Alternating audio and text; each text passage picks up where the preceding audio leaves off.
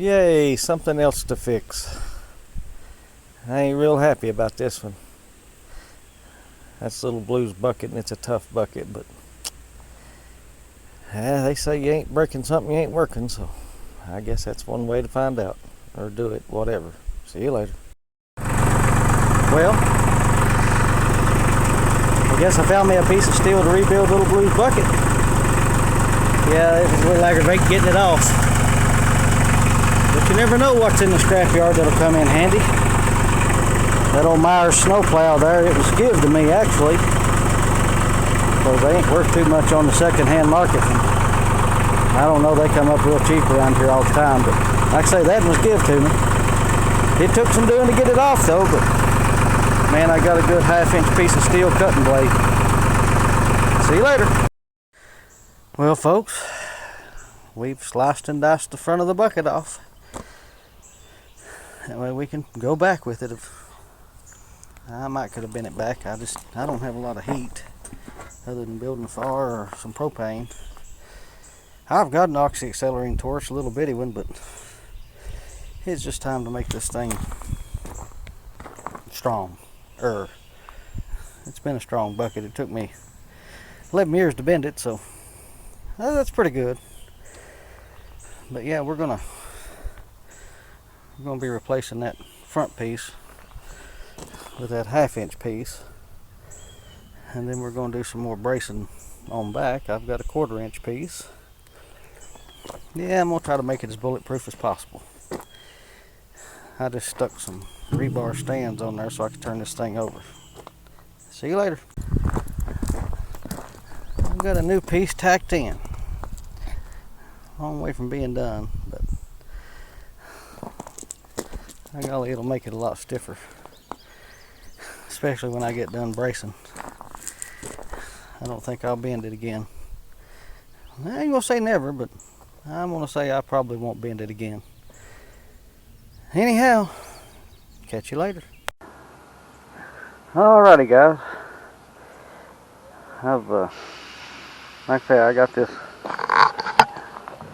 1/2-inch by 6-inch cutting edge just bolted on here, come off that big scraper. I've got it cleaned up a little bit in the back side. And my plan is I've got some 1/4-inch, I think they're about 13.5 inches here, cut out by 6-inch reinforcement plates I'm going to put on. After I get all that welded up, let's build a pretty good sized hole here. We'll just have to see how that goes out through there. I'll end up welding both sides, top and bottom. May have to do a little filler in there, but I think it'll be pretty strong.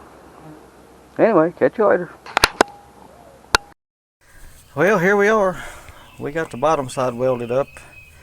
I'll eventually turn it back over and show you, but this is the front side before I'm starting to weld. As you can see, that's a large 6-inch piece of half. Come off that snow blade. I put little braces in the bottom. You can see where the heat came through. That means I got good penetration. But anyway, I'll catch you later. Well, I figured I'd show you what the bottom of the bucket looked like.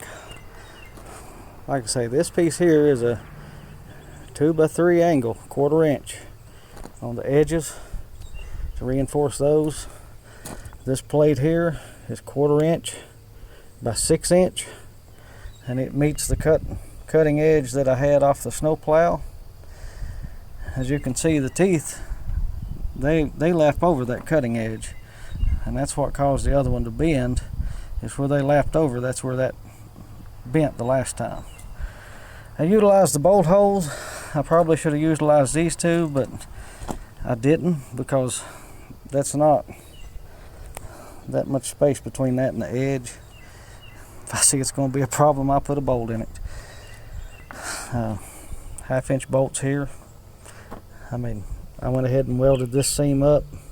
Yeah, my welds are ugly. Welded this seam across here. That's the bottom. That's where the budding. That's where I had to cut the other cutting edge out. That's after the bend. I welded it up, like I say, you can tell it laps over almost to the quick hitch here. I mean, I just made a slice here. I didn't cut it all the way in two. I just made a slice and made it bend over. And it's like this. I just heated it, run a beetle weld and heated it up and made it match the bucket, because you can tell it's got a little bow in it. I don't know if you can or not, but that's just the way it is. Anyway, thought I'd show it to you. I believe it's pretty strong. We're gonna find out though. Y'all have a good one. Anyway, I just put some pieces of rebar in there. Like I say, it's something I had, just because when I put them bolt holes in it, when I sandwiched it, wanted to pull it down a little bit. And the last one didn't have those bolt holes. Like I say, I made use of the large holes on the bottom of the cutting bar, and I think that'll help strengthen the teeth also. But anyhow, I think it'll do fine, and I really don't think I've got anything that'll break it, but hey, who knows? Just have to wait and find out.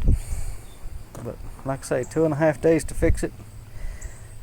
I've got some welding rod costs and some little bit of steel cost. I had thank goodness I had this 1/2 inch piece by 6 inch on the cutting bar, or the edge, and I was able to pick this 6 inch by 1/4 up locally. It was actually scrap pieces, and the angle I picked it up the same way. A man had it here locally, actually one of the little stores. But anyhow, like I say, that piece there is probably overkill, but I'd rather cut it out in 5 minutes if it don't like it or can't use it one of these days than to spend 2.5 days trying to unsmiley face my bucket. Alright, y'all have a good one.